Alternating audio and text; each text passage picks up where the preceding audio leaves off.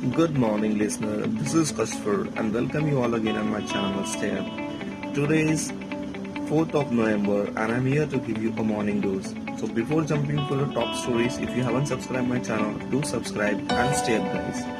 Start with the GST collection rises from 19-month low. The government's goods and services tax collection for September rose after dropping to 19 months low for the previous month. The GST for the September collected in October stood at 95,380 crores compared with 91,916 crores for August and Rs 98,202 crore for the July. That's the year-on-year decline of 5% and 3% lower than the monthly average of Rs 98,114 crore for financial 19. The GST collection rose after 2 months but remained below 1 lakh crore amid a slowing economy held back by a decline in consumption and liquidity crisis in the non-banking lending sector. Second news, Yesbank bad loans spike slipped back into loss in the quarter ended September as a bad loan spiked and the private lender made a one-time tax adjustment. Net loss stood at 600 crores.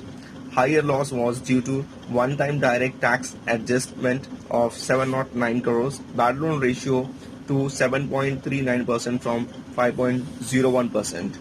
Number 3. Indian equity benchmark ended marginally higher after volatile trade as a gain in HDFC Bank Limited and IndusInd Bank Limited were offset by losses in TCS and Larsen & Toubro Limited. The S&P BSE Sensex rose 35 points or 0.09% to 40,165. The NSE Nifty 50 rose 0.11% to 11,890. The benchmark indices have rose for the 6th straight trading session, their best gaining streak since March when it rose for 8 sessions consecutively. The 9 out of 11 sectoral gauge compiled by NSE ended higher. Number 4. Maruti sales rebound. Other automakers struggle. Maruti Suzuki Limited sales rose the most in 16 months during October. India's largest car maker sold 1.22 lakh units during the festive season, a rise of 4.5% over the same month last year. But other automakers not so lucky. The Tata Motors Limited sales fell 33% due to the decline in demand for passenger and commercial vehicle.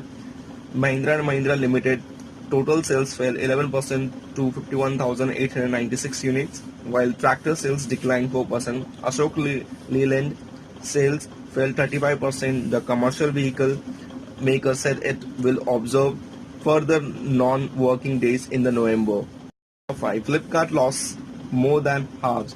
Flipkart trimmed its losses for the first time in 4 years as Walmart Inc. owned e-commerce giant shifted focus towards profitability. Flipkart will also own fashions retailer Myntra and Jabong and PhonePe Paytm payment platform more than a half its loss to 17,231 crore or about $2.4 billion in the financial year 18-19.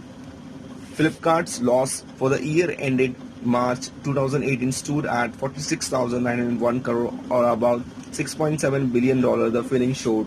Meanwhile, the online retailer revenue jumped 42% to 43,615 crores or $6.14 billion in financial 19.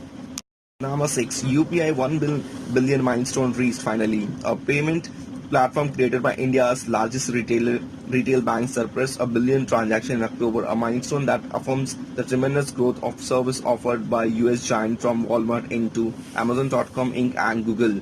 The Unified Payment Interface or UPI has now surpassed 100 million users 3.5 years after it launches, thanks to booming smartphone use and the wireless data rates among the lowest in the world. Amazon and Google now vie with the local startup Paytm, Walmart, PhonePe and a host for other players in a digital payment market forecast to quintuple to $1 trillion by 2023. Number 7.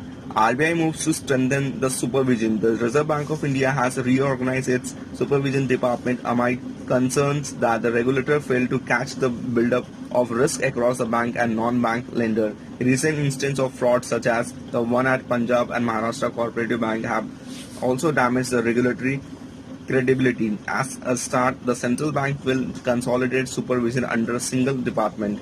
Along with the creation of new department, the RBI will also change its approach to supervision. It said supervisory and regulatory process will be more activity based.